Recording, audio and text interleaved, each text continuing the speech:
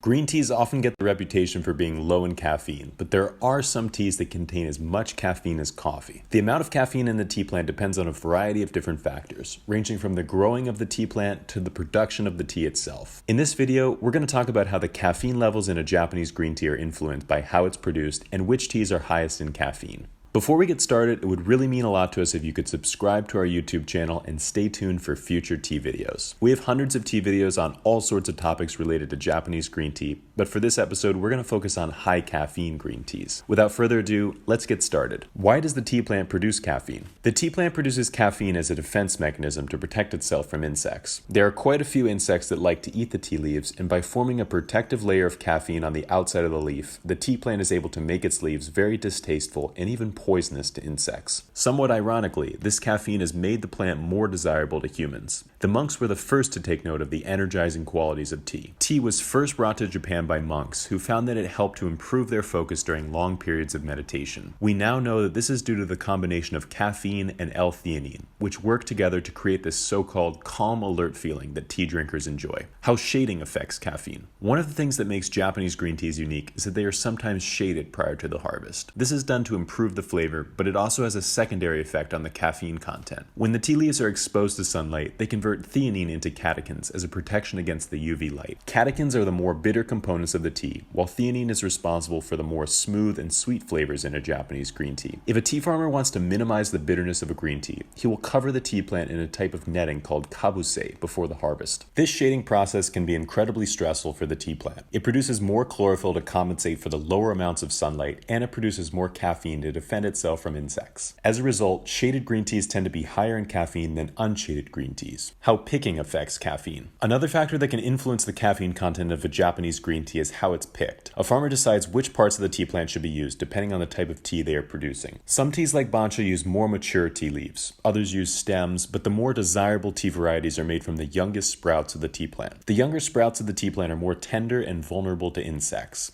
The tea plant produces more caffeine to safeguard these precious tea sprouts, and the result is that teas made from these leaves are significantly higher in caffeine. How caffeine is affected in processing. While the caffeine content of a tea is mostly influenced by the growing and picking of the tea processing can have some effect as well. Depending on the type of tea being produced, a farmer will sort the harvested leaves to get rid of any impurities. For some teas, the stems will be separated from the leaves. The stems of the tea plant have a mild straw flavor to them, and while this can be enjoyable in teas like kukicha and katagane, it is discouraged in teas like Gyokuro and Matcha. If the stems are removed, it raises the caffeine content of the tea because the stems have about 1/3 the caffeine of the leaves. Some Japanese green teas like hojicha are also roasted during the production process. While this doesn't have a huge impact on the caffeine content, the roasting process does remove some of the caffeine from the leaves. Hojicha tends to be made from the older leaves and stems, so it becomes a low caffeine tea. Matcha tea and caffeine. Matcha tea is like the perfect storm of a high caffeine tea. The tea plants are shaded for 3 weeks before being picked. The youngest 3 sprouts are selected, and they have their stems removed. Finally, what makes matcha tea unique is that it's actually ground into a powder. With normal teas, you extract the caffeine over time in multiple brewings. While the first steeping of the green teas tend to have the most caffeine, it doesn't have all of it. The caffeine is extracted gradually from brewing to brewing as the leaves are continuously infused into water. Matcha, on the other hand, is mixed directly into water, so you get all the caffeine at once. Gram for gram, you will get more caffeine from a high-quality matcha than any other tea, but you tend to use less. The recommended serving of matcha is 2 grams of powder for 100 milliliters of water, while the recommended serving for a typical Japanese green tea is 5 grams of leaves and 150 milliliters of water. High-quality matcha contains around 34 milligrams of caffeine per gram of powder. If you were to use the recommended 2 grams, you are already around 68 milligrams of caffeine per bowl of matcha tea. The reason why matcha gets the reputation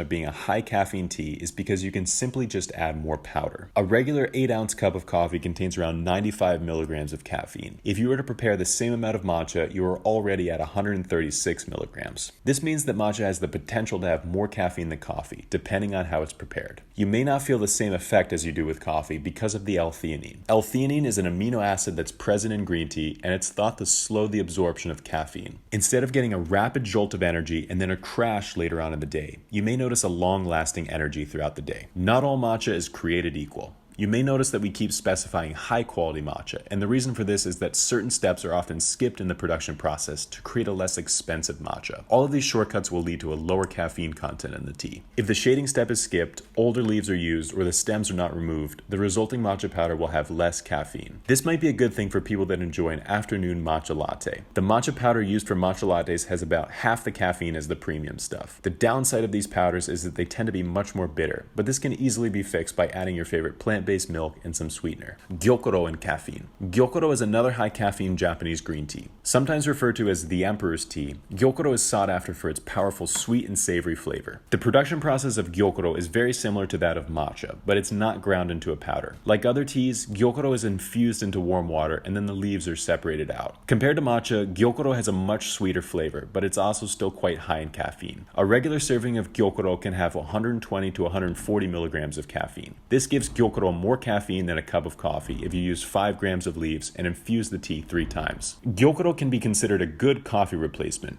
Not only is it much sweeter than coffee, it also gives you a more sustainable energy. Just like with matcha, Gyokuro is high in L-theanine, which can work in synergy with the caffeine. Because the tea plant is cut off from sunlight for so long, it maintains more of its theanine, which makes it perfect for a morning cup. When preparing Gyokuro, you may also want to use a lower temperature water and a longer brewing time. Gyokuro is tightly rolled into these leaves that almost look like pine needles, and they need a full 2 minutes to open up fully into the water. The theanine doesn't need a high temperature to be extracted, so by using a temperature of 140 degrees Fahrenheit in 2 minutes, you can extract plenty of flavor without making the tea too bitter. Kabusei, Sencha, and caffeine. Finally, we come to the third tea on our list, Kabuseicha. Sencha is the most common type of tea consumed in Japan, but it's also the one with the most categories. The caffeine content of a sencha of course depends on how long it's been shaded and how it's picked. And in the world of sencha, Kabuseicha is the real star. To be considered a Gyokuro, the tea plant needs to be shaded for 21 days or more prior to the harvest. To be considered a Kabuseicha, the tea plant needs to be shaded for 10 days or more prior to the harvest. That means that sencha tea shaded for between 10 and 21 days is considered Kabuseicha. The flavor of this tea begins to approach that of Gyokuro, but with less of this overpowering savory flavor. The caffeine is on the higher side, somewhere in the range of 60 to 70 milligrams per serving. A more common, unshaded sencha may have between 50 and 60 milligrams of caffeine per serving, making it a good tea for the late morning or afternoon. As you can see, a lot of different factors influence the caffeine content of a Japanese green tea. Some of the most carefully produced green teas tend to be the highest in caffeine, while the more common varieties tend to be lower in caffeine. If you're looking for a boost of energy in the morning, consider these 3 teas your new best friend. Thank you all so much for watching this video. As we said before, it would really mean a lot to us if you could subscribe to our YouTube channel and stay tuned for future tea videos. We would also really appreciate it if you could head to neoteas.com and help support our mission of bringing premium Japanese green tea grown without pesticides to people all around the world. If you have any questions, please feel free to leave them in the comments below. Until then, we'll see you next time.